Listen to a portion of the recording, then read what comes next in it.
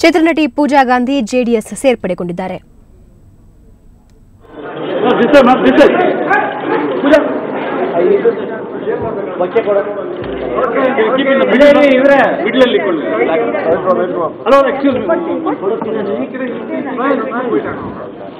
ಸ್ವಲ್ಪ ಮೇಲಕ್ಕೆ ಹೆಂಗೆ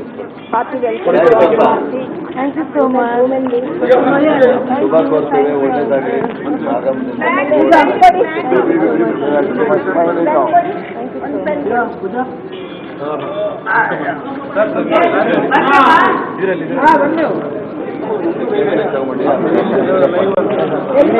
ಲೈವ್ ಹೋಗ್ತಾ ಇದೆ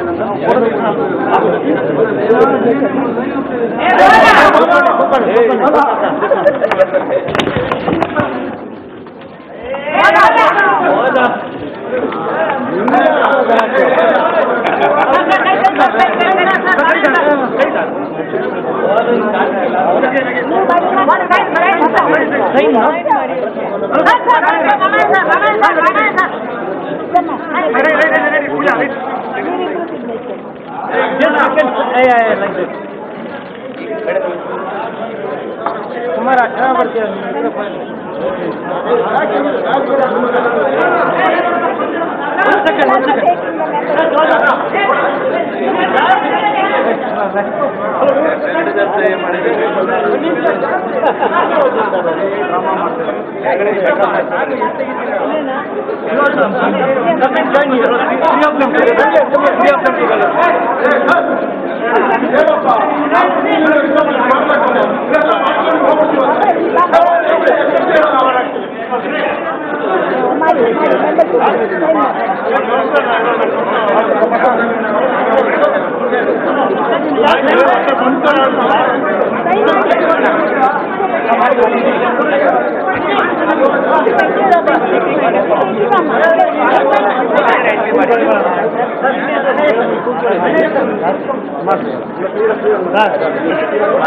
ಕೂತ್ಕೊಳ್ಳಿ ನೋಡಿ, ಯಾರು ಗಲಾಟೆ ಮಾಡಿ ಕೂತ್ಕೊಳ್ಳಿ.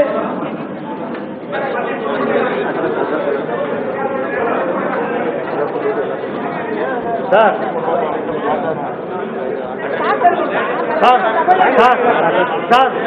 ಯಾರು ಮಾತಾಡ್ಬೇಕು?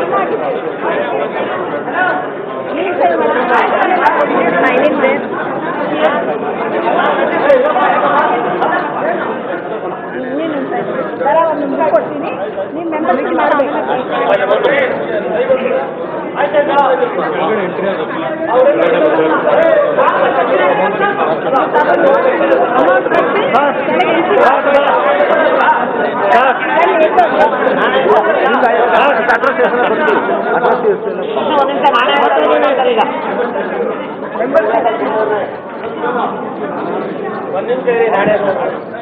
ಮಾತಾಡಬೇಡಿ.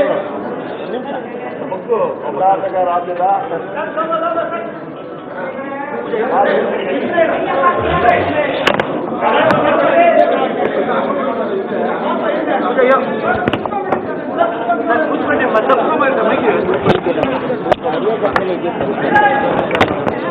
ನೀವೆಲ್ಲ ಸುಮ್ಮನೆ ಇದ್ರೆ ಮಾತಾಡ್ತೇನೆ.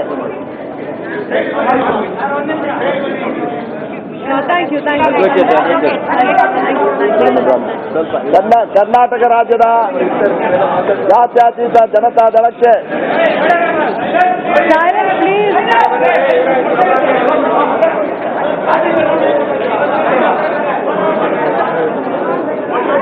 ಯುವ ಶಕ್ತಿಯ ಸಂಕೇತವಾಗಿ ನಮ್ಮ ರಾಜ್ಯದಲ್ಲಿರ್ತಕ್ಕಂಥ ಸುಮಾರು 50% ಹೆಣ್ಣು ಮಕ್ಕಳು ಯಾರಿದ್ದಾರೆ, 50% ಹೆಣ್ಣು ಮಕ್ಕಳು ಹೆಚ್ಚಾಗಿ ರಾಜಕೀಯಕ್ಕೆ ಬರಬೇಕಾಗತ್ತೆ, ನಮ್ಮ ರಾಜ್ಯದ ಮುಖ್ಯ ವಾಹಿನಿಗೆ ಬರಬೇಕಾಗತ್ತೆ ಅಂತ ಹೇಳ್ತಾ ಇರ್ತಕ್ಕಂಥ ದೃಷ್ಟಿಕೋನವನ್ನು ಇಟ್ಕೊಂಡು ಶ್ರೀಮತಿ ಪೂಜಾ ಗಾಂಧಿಯವರು ಇವತ್ತು ಅಧಿಕೃತವಾಗಿ ನಮ್ಮ ಪಕ್ಷಕ್ಕೆ ಸದಸ್ಯತ್ವವನ್ನು ಪಡೆದುಕೊಳ್ಳುವುದರ ಜೊತೆಗೆ ನಮ್ಮ ಪಕ್ಷದ ಧ್ಯೇಯ ಮತ್ತು ನಮ್ಮ ರಾಜ್ಯದ ಪಕ್ಷದ ಸಿದ್ಧಾಂತವನ್ನು ಒಪ್ಪಿ ಜಾತ್ಯತೀತ ನಿಲುವಿಗೆ ಸಂಪೂರ್ಣವಾಗಿ ಅವರು ಬದ್ಧರಾಗಿ ಇವತ್ತು ನಮ್ಮ ಪಕ್ಷಕ್ಕೆ ಅಧಿಕೃತವಾಗಿ ಸೇರ್ಪಡೆಗೊಂಡಿದ್ದಾರೆ. ಅವರನ್ನ ನಾನು ಪಕ್ಷದ ವತಿಯಿಂದ ರಾಜ್ಯದ ಜನತೆಯ ಪರವಾಗಿ ಯುವ ಶಕ್ತಿಯ ಸಂಕೇತವಾಗಿ ನಾವು ಅವರಿಗೆ ಸ್ವಾಗತವನ್ನು ಬಯಸ್ತೀವಿ. ಇದರ ಜೊತೆಯಲ್ಲಿ ಶ್ರೀಮತಿ ಪೂಜಾ ಗಾಂಧಿಯವರು ಶ್ರೀಮತಿ ಎಂದ್ಕೊಂಡ್ರೆ ಅದನ್ನು ನಾವು ಹೇಳ್ಬೋದು. ಕುಮಾರಿ ಪೂಜಾ ಗಾಂಧಿಯವರು ಕೇವಲ ಒಬ್ಬ ಖ್ಯಾತ ಚಲನಚಿತ್ರ ನಟಿ ಮಾತ್ರ ಅಲ್ಲ, ಅವರು ತಮ್ಮನ್ನ ಬಹಳ ದೊಡ್ಡದಾಗಿ ಸಮಾಜ ಸೇವೆಯಲ್ಲಿ ತೊಡಗಿಸಿಕೊಂಡಿದ್ದಾರೆ.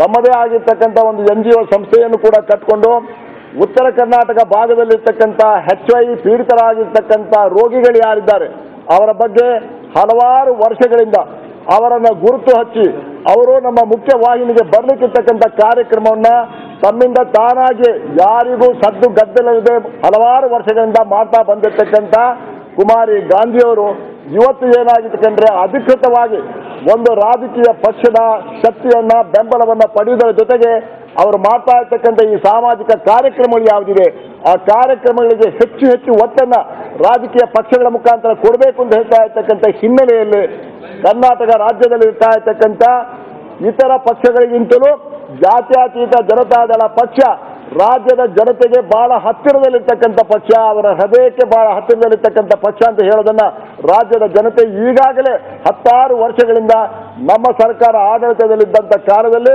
1983-89 ನಮ್ಮ ಪಕ್ಷಕ್ಕೆ ದೊಡ್ಡದಾಗಿ ಶಕ್ತಿಯಾಗಿ ತುಂಬಿರ್ತಕ್ಕಂಥವರು ಶ್ರೀಮಾನ್ ದೇವೇಗೌಡರವರು, ಅವರ ಜೊತೆಯಲ್ಲಿದ್ದಂಥ ಶ್ರೀಮಾನ್ ರಾಮಕೃಷ್ಣ ಹೆಗಡೆಯವರು, ಒಂದು ಜಯಂತ್ ಪಟೇಲ್ ಅವರು, ಬೊಮ್ಮಾಯಿ ಅವರು.